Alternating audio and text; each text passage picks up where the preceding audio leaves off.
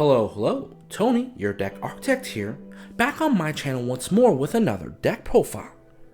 So it's been a while since I've last uploaded on this channel, and that might have something to do with how plain this format has been.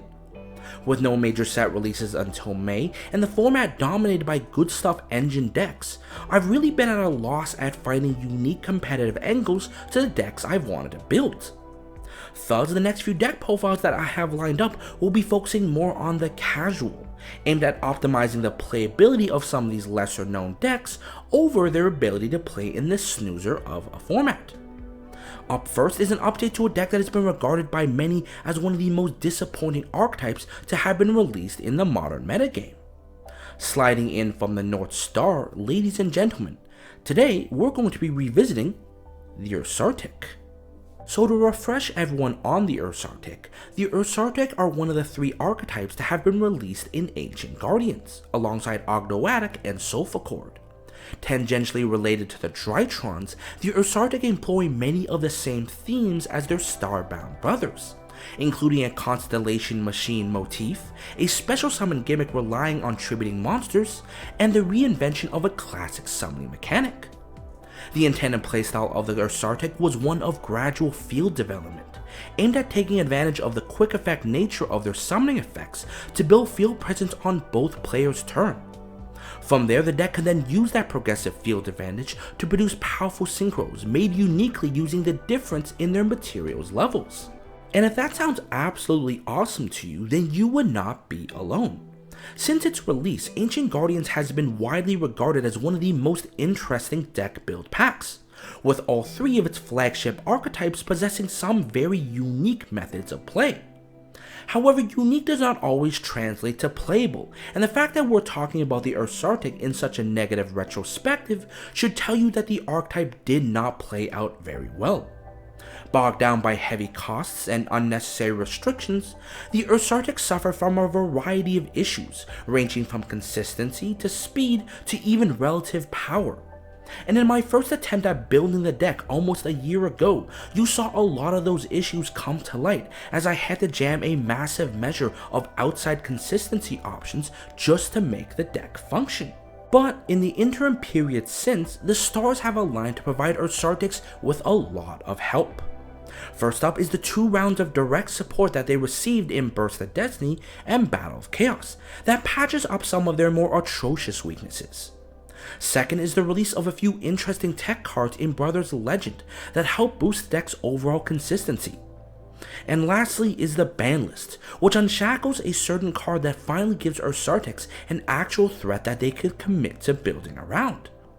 These 3 things all culminate to produce this new Ursarctic deck here, one that is much more capable in executing its own playstyle while still contending with common competitive strategies. And that's what I'm hoping to showcase as I get through this deck profile. Anyway, I believe I've rambled on for long enough. Without a further ado, let's get into the deck profile. Getting into things, like many of my recent deck profiles, we're going to start things a little differently today by introducing all of the Ursarctic cards first. I believe doing so provides context to a lot of the other options that we play, and in turn creates a much more understandable viewing experience.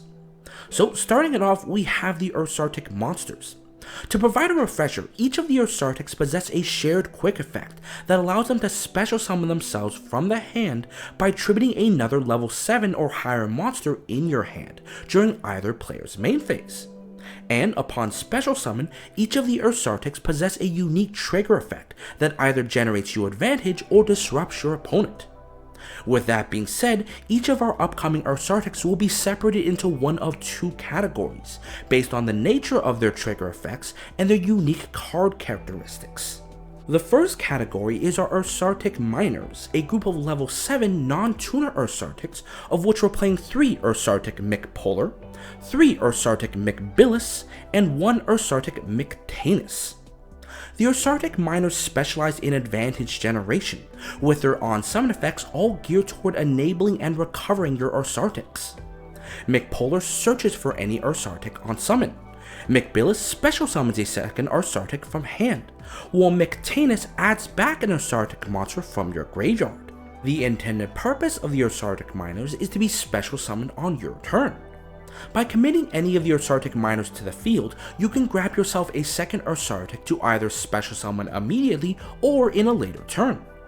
This is particularly relevant to our next category, the Ursarctic Majors, which require another Ursarctic to be present on the field to function, a condition that our Ursarctic Miners fulfilled prior. Using either McPolar or McTanus, we can set up an Ursarctic Major that becomes live thanks to us committing that McPolar or McTanus prior. Likewise, by using McBillis, we can special summon an Ursarctic Major from our hand to the field for free, which can also use its effect thanks to us controlling that McBillis. Speaking more on those Ursarctic Majors though, the Ursarctic Majors are a group of level 8 tuner Ursarctics, of which we're playing 3 Ursarctic Megatanus, 3 Ursarctic Megabillis, and 1 Ursarctic Megapolar. As mentioned earlier, the Ursarctic Majors require another Ursarctic to be on the field prior to activate their on-summon effects, and each possess an effect geared toward interacting with the opponent. Megatanus targets and sets a monster your opponent controls. Megabillis banishes a card from the opponent's graveyard, while Megapolar destroys spells and traps your opponent controls. Inverse to your Ursarctic Miners, the intended purpose of the Ursarctic Majors is to be special summoned on your opponent's turn. Thanks to the quick effect nature of their summoning effects, the Ursarctic Majors can flash themselves onto the field in the midst of your opponent's plays to disrupt the mid-combo. By summoning either Megatanus or Megabillis, you can deny your opponent their best monsters, either by setting them before they can be used or banishing them before they can be revived. Inversely, by summoning a Megapolar, you can destroy your opponent's recently set back row to remove trap threats before they have the chance to activate. Combining these two categories together, you then have the makings of a semi-functional looped strategy wherein you use your Ursarctic Miners on your turn to generate Ursarctic Majors to then disrupt with those Ursarctic Majors on your opponent's turn. This is all in hopes that come your next turn, you can amass 1 Ursarctic Major Tuner and 1 Ursarctic Minor non-tuner on your side of the field, to then access your real endgame in your Synchro monsters. Now, this would seem odd given the single level difference between your Majors and your Minors, but uniquely among Synchro monsters, the Ursarctic Synchros are not made using the sum of a tuner and non-tuner's levels, instead they are made using their difference. Thus, with a level 7 non-tuner Ursarctic Minor and a level 8 tuner Ursarctic Major, you can produce the only level 1 Synchro in the game in one of the 3 Ursarctic Polari that we are playing. Polari, when summoned, allows you to directly activate from your deck an Ursarctic Big Dipper, a card that we'll talk about later. More importantly, Polari can tribute a level 7 or higher monster to either add or special summon an Ursarctic from your graveyard. Through this effect, you can revive the Ursarctic Major to then produce a field consisting of a level 1 non-tuner Polari and your level 8 tuner Ursarctic Major. Then, using the difference between these two monsters' levels, you can then access your penultimate endgame in one of your 2 level 7 Ursarctic options, consisting of either 2 of the Ursarctic Septetron that we're playing, or the 1 Ursarctic Grand Chariot. Starting with our Septetron, Septetron while on the field negates the effects of all face-up monsters without a level. This lockdown effect, while useless against fusions and synchros, is a killer against decks that focus on Xyz or Link monsters. Furthermore, when your opponent would special summon a monster while Septetron is on the field, Septetron can search for an Ursarctic card from your deck. This can reactively grab another Ursarctic Major to then disrupt a play with, or alternatively an Ursarctic spell to follow up with on the coming turn. Due to these two effects, Septetron will likely be your go-to Synchro to end on in situations where you are ahead. Moving on to Grand Chariot on the other hand destroys up to 2 cards on summon and protects your Ursarctics from targeting effects by tributing monsters from your hand or field. His removal is a great way to out-establish fields or to destroy your own cards that may be clogging up your field. More on that later. Additionally, his targeting protection insulates your future Ursarctic plays from targeted disruption. As such, compared to Septetron, Grand Chariot is better used aggressively to clear fields and go for game when playing catch-up. Now on top of these 3 synchros, Ursarctics also have a 4th boss monster released in bold in the Lone Fusion Monster Ultimate Flagship Ursartron. Always treated as an Ursarctic card as well as a Drytron card, Ursartron, while on the field, can add an Ursarctic or Drytron monster from your deck whenever an effect monster would be special summoned to your side of the field. This effect is incredibly useful for the Ursarctics, as this provides another way to recoup resources after having lost some on summoning an Ursarctic. Furthermore, because this effect triggers during the same summon window as your Ursarctic summon effects, you can use Ursartron as a means of chain blocking those effects to ensure that your Ursarctic plays successfully go off. Additionally, during the end phase, Ursartron can target a banished Ursarctic or Drytron monster and add it back to your hand. While this effect doesn't seem initially live, the Ursarctics do have a mechanism of banishing their own monsters that allows us to make use of this effect. This in turn creates another avenue of resource recuperation aimed at making your Ursarctic effects almost costless. And while Ultimate Flagship Ursartron can only be summoned usually by using Ursarctic Drytron, a card that we're not playing, there are some ways to cheat him out using the same level difference mechanic as our synchros.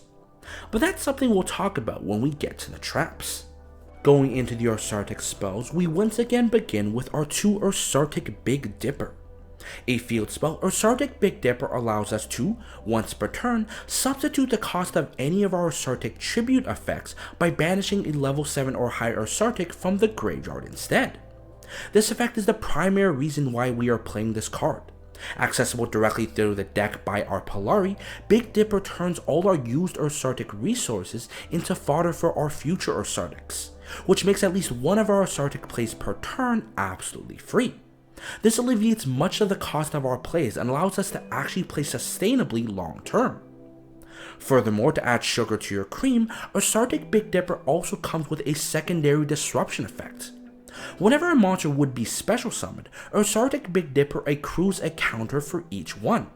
Should your opponent special summon a monster while you control an Ursarctic Synchro and 7 or more counters on Big Dipper can remove all of its counters to permanently take control of that summoned monster. Now, it's important to note that Big Dipper accrues counters whenever any monster is special summoned, including your own, which means that by doing your Ursarctic plays with Polari or your Majors, you are also generating counters that can be used to snatch steal your opponent's monsters. And given how often in this current metagame our opponent will be special summoning, it's very easy to accrue multiple rounds of 7 counters to take multiple monsters, which, thanks to the fact that this effect is not once per turn, can be a win con all on its own. From there we have 3 Ursarctic Departure. Departure is your basic consistency spell for the deck. By discarding a card, Departure adds 2 Ursarctics from your deck to your hand. This is just a great way to convert dead cards into live plays. Additionally, while in the grave, except for the turn it was sent to the graveyard, Departure can be banished to substitute for the cost of one of your Ursarctic tribute effects. This acts as a one-time version of Big Dipper in helping you play one Ursarctic for free. However, combined with that Big Dipper, this effect gives you 2 free Ursarctic plays in one turn, which is enough to freely put up a full Ursarctic Synchro play on board, which definitely speeds up the deck greatly. Then we have the 1 Ursarctic Slider as a quick play means of reviving any of our used Ursarctics from the banish or graveyard. This effect not only allows us to summon an Ursarctic that we've already used, but it also can be done on either player's turn, meaning that it can be used for further playmaking or disruption depending on the summon effect of the Ursarctic you want to revive. Additionally, because it revives from the banish, it also puts a banished Ursarctic back into rotation to be banished again for something like Big Dipper, allowing you to pseudo-extend the resources you have at your disposal. And lastly, for the spells, we have the new spell to come out in Battle of Chaos in our 3 Ursarctic Radiation. Radiation is a continuous spell that, when activated, places 7 counters on itself. Each time an Ursarctic would be special summoned from your hand or X deck, Radiation can remove one of those counters to draw a card. Additionally, during the end phase, Radiation can also put one Ursarctic monster back from the graveyard into the deck. Now, in terms of overpowered support, Ursarctic Radiation definitely hits all the right marks. Being that the draw effect is not once per turn, Radiation essentially replaces up to 7 of your Ursarctic plays with another card from your deck. This not only allows you to keep advantage, but also allows you to dig into your deck for new cards as well. That means that, on top of seeing more Ursarctic cards, you have the chance of seeing non-archetypal support as well that can massively improve the power of your plays. Furthermore, because this effect activates in the same summon window as your Ursarctic summon effects, like your Ursartron, Radiation can be used to chain block your Ursarctic effects to ensure that they can safely resolve. What's more, because the draw effect triggers whenever you would summon Ursarctic from the hand or extra deck, it means that accessing your Polari into your level 7 Synchro effectively nets you a +2 without having to give up any cards, which is undoubtedly very powerful. And if that wasn't enough, Radiation also recycles cards back into your deck, allowing you to put back synchros that you would otherwise not be able to recover. The only drawback of Radiation is that once you consume all 7 of those counters, Radiation has no real further power play. And because it also comes with a restriction that you can only control 1 Radiation, you will need to first find a way to remove your dead Radiation before you can play your next live one. Fortunately, we have a few ways to achieve this. Obviously, as mentioned earlier, you could destroy using your own Grand Chariot, but we also have access to another monster that excels at sending continuous spells into the graveyard, a certain Golden Boy that we'll talk about later. Finally, wrapping up the Ursarctic cards with the traps, we have 2 Ursarctic Quint Charge. Quint Charge is a continuous trap that has 2 modes. By paying 700 life, you can either add back an Ursarctic from the graveyard, or send 2 Ursartics from the field to the graveyard to summon an Ursarctic from the X deck equal to the level difference. The first mode is just another means of recouping resources, and is the effect that we will be accessing the most often with this card. The second mode, however, can be used to cheat out Ursarctic X deck monsters for some very cheeky plays. For example, you can use this effect to send a Polari and a Major to summon Grand Chariot on our opponent's turn for a double disruptive pop. Alternatively, we can use this effect to convert 2 Ursartics into a Polari to dodge effects as well. But best of all, you can convert a Polari and a Major into your ultimate flagship Ursartron to then start generating resources. Additionally, Quint Charge also has an additional effect where, when your Ursarctic Synchro will be destroyed by an opponent's attack, you can force them to shuffle back cards from their graveyard, field, and hand until the total among them is 7. This effect, in most cases, is a pipe dream, but in the off chance it goes off, it can be pretty devastating as it could force your opponent to downsize on a hand or field to maintain the 7 total limit. With the Ursarctic cards now covered, we go back to the monsters with the only non-hand trap monster tech for this deck in our 2 Eldritch the Golden Lord. Eldritch the Golden Lord has a few very interesting synergies with the deck. While in hand, Eldritch the Golden Lord is a level 7 or higher monster that can be tributed to summon your Ursartics. And once engraved, Eldritch can send spells and traps you control to recur himself from the graveyard back to your hand, where he can be used as either further fodder or special summoned as a quick beater. This not only provides you an outlet for you to get rid of face-up cards like spent Radiations, but it also means that you can always convert any of your spells and traps into a way to summon your Ursartics. And that solves one of the biggest issues that Ursartics had, in that the back row support didn't actually help you directly do Ursartic plays. While cards like Radiation and Big Dipper alleviate the cost of your plays, they actually don't do anything unless you have a way to summon an Ursartic first. As a result, you'd find yourself in certain situations where all you have are these powerful spells and traps, but nothing to actually utilize them since you can't summon an Ursartic first to trigger them. Eldritch alleviates that, ensuring that regardless of whether you open a monster or a back row, you have the means to get an Ursartic on the field to start your plays with. Then, wrapping up the monsters, we have the hand traps and only 3 Effect Veiler and 2 Ash Blossom. While theoretically you can play more hand traps than this, I would personally recommend against it.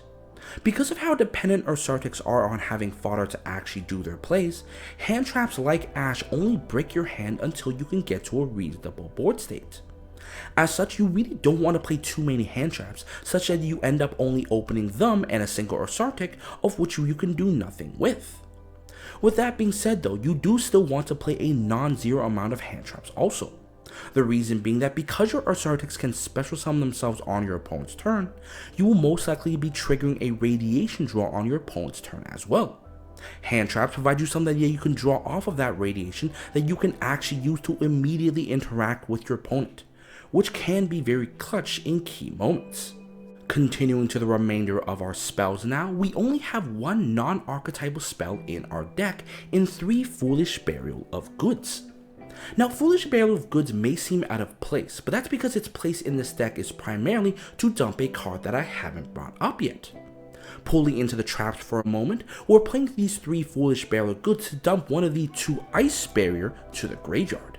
Now, Ice Barrier is an interesting trap. Released in Brothers of Legend, Ice Barrier can be activated in response to an attack declaration involving an opponent's monster to target that monster, reduce its attack to 0, and negate its effects.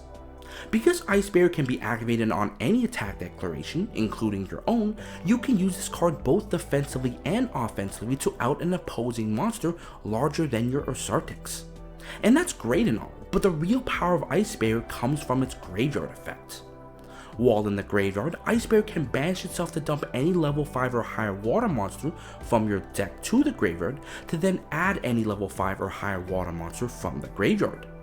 Due to all your Ursarctics being level 5 or higher waters, this function acts as a pseudo recursion / searcher for the deck. On a basic level, you can dump any Ursarctic to add that same Ursarctic to your hand to effectively have searched for any Ursarctic. But once your graveyard is loaded up later in the game, you can dump any Ursarctic to then add a different Ursarctic back from the graveyard to effectively have recurred for any Ursarctic. And because Ice Barrier is a trap, it can be activated as spell speed 2 on your opponent's turn as well to reactively grab the right Ursarctic to disrupt with. This effect boosts the milling consistency of your deck greatly, and with Foolish Burial of Goods, we can immediately dump Ice Barrier to the graveyard to make use of that graveyard effect without having to activate it first. This means that, combined with our 3 Ursarctic Departure, we have functionally 6 rotors that we can open up with to grab into the Ursarctics we need. Additionally, beyond Foolish Burial of Goods, Ice Barrier can also be sent to the graveyard from the hand or field with either one of Outlich's effects. And, beyond Ice Barrier, Foolish Burial of Goods can also send Ursarctic Departure to mitigate the cost of an Ursarctic summon later in the game. This gives you a number of flexible options with both cards that you can utilize regardless of what combination of either that you open. And finally, wrapping up the main deck with our last 3 traps, we have 3 Skill Drain. Now, I know a lot of you may have a few reservations about playing a Floodgate like Skill Drain, especially given how sometimes it makes games cheap and simplistic. But you also can't ignore that the Ursarctics are basically cheap beaters that you can drop at very little cost. Sure, under Skill Drain you may not get effects like your McPolar, but neither does any of your opponent's monsters. And with the ability to drop 2400 plus beaters in monsters like your Megatanus and Megabilis on a dime, the deck can always generate more power faster than your opponent can. Better yet, even under Skill Drain, cards like your Big Dipper and Radiation still work, ensuring that you can always out-advantage your opponent. Worst comes to worst, you can always turn off a Skill Drain by sending it for your Outlich, ensuring that you are always in control of when effects are active or not on your terms. Finally, wrapping up the deck profile with a remainder of our X deck, we start with some Xyz consisting of 1 Mecha Phantom based Dracosac, 1 Deviant Knight Felgrand, and 1 Deviant Arsenal AA Zeus. Now, the Ursarctics come with a restriction that locks you into only summoning monsters with levels on the turn you activate their effects. Likewise, Ice Barrier also has a restriction to lock you into only water the turn you activate its graveyard effect. As such, it's very unlikely that you'll be accessing any of the Xyz on the turn you actually do Ursarctic plays. However, because you can also summon on your opponent's turn, there will be situations where you start your turn with the required materials without any restrictions, and in those situations, you can go into any of these Xyz to turn the tide of a game. From there, we then have some synchros. For the level 10 that we can make using an Ursarctic Miner and the Ash Blossom, we have the 1 Baron de Flora as a standard Omni Negate, as well as 1 Changing as a stable beater that we can access under the Ice Barrier restriction. For the level 9s that we can make using a Polari and an Ursarctic Mega as an alternative option, we have the 1 Shen Shen. And then for the level 8s that we can make using an Ursarctic Miner and a Veiler, we have the 1 Psyframe Lord Omega for recycling and a stable beater, as well as the 1 Dragite that we can make as a spell and trap negate under the Ice Barrier restriction. Now it's at this point that we once again reach the combo component of the deck profile. Now, Ursarctics aren't known for a crazy amount of set combos, and thus, for this combo component, we're only going to be doing 1 test hand instead. What's going to happen is that I'm going to draw my hand of 5, and then try to build the best board possible with that available hand, before then explaining the interactions that I ended up with on my end board. Anyway, I believe that the deck has already been shuffled, the field should be ready, so let us begin. Getting into the one and only test hand that I'll be working with, the hand that I'll be playing with today is going to consist of 1 Ice Barrier, 1 Ursarctic Departure, 1 Eldritch the Golden Lord, 1 Effect Veiler, and 1 Ursarctic Radiation. Now this hand is fantastic. By virtue of opening the Departure alone, we have a lot of plays, but the fact that we have an Ice Barrier that we can discard with the Departure for another search, as well as the Eldritch to be tributed for our Ursarctics, gives us a lot of crazy options. Furthermore, by opening the Radiation, we have the propensity to draw into a lot of different cards, and that gives our hand a crazy amount of potential. So starting this off, I'm going to activate that Departure though, sending the Ice Barrier from my hand to the graveyard to add 2 Ursarctics from my deck, of which the 2 I'll add is 1 McBillis and 1 Megatanus. From there, before I do any of my plays, I'm then going to activate the Ursarctic Radiation, in doing so, putting 7 counters on it. Next, I'm then going to activate the effect of my McBillis in my hand, triggering the Eldritch in my hand to special summon out the McBillis. In doing so, 2 things will trigger. First off, the McBillis, since it was special summon, will now allow me to special summon another Ursarctic from my hand. Likewise, since I special summon an Ursarctic from my hand, I can activate the effect of my Radiation to remove a counter to draw a card. So I'm going to layer it chaining 1 McBillis, chaining 2 Radiation, removing that counter to draw a card, and then to special summon out my Megatanus. Now, since I special summon an Ursarctic from my hand, once again I can activate Radiation another time, removing another counter from it to draw another card. From there, since I control a tuner in my Megatanus and a non-tuner in my McBillis with a difference of levels of 1, I can then synchro these 2 monsters away to summon out my Polari, of which Polari, since it was summoned from the X deck, allows me to then trigger the effect of my Radiation as well. Likewise, when I special summon Polari, I can activate a Big Dipper from my hand, of which I'll now layer it chaining 1 Polari, chaining 2 Radiation, removing counter, to draw another card, before then activating a Big Dipper from my X deck, or from my deck.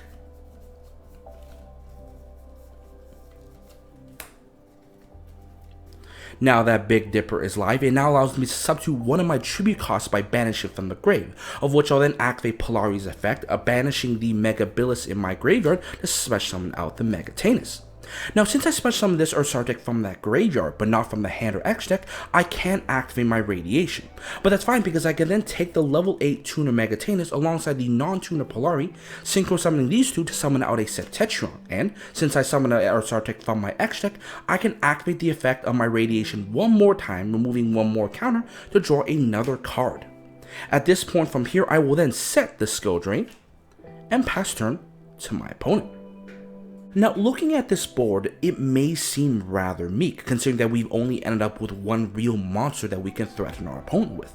But I guarantee you, this board is rather powerful. Let's do a quick head count here. On a baseline level, we have 2 hand traps in our hand, a Ash and a Veiler, to disrupt our opponent.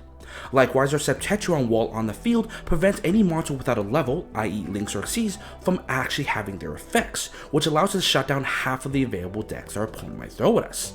Even so, if our opponent would be special summoning, we can then activate Septetron's effect to then add another Ursarctic that we can use to disrupt with. Let's say in this case, I don't know, a McBillis. From there, we now can do a few interactions on our opponent's turn. When our opponent decides to do anything, we can obviously activate the effect of the Ice Barrier in our graveyard, banishing it to send an Ursarctic from our deck to the graveyard, let's say a Megapolar, to add back the Megatanus.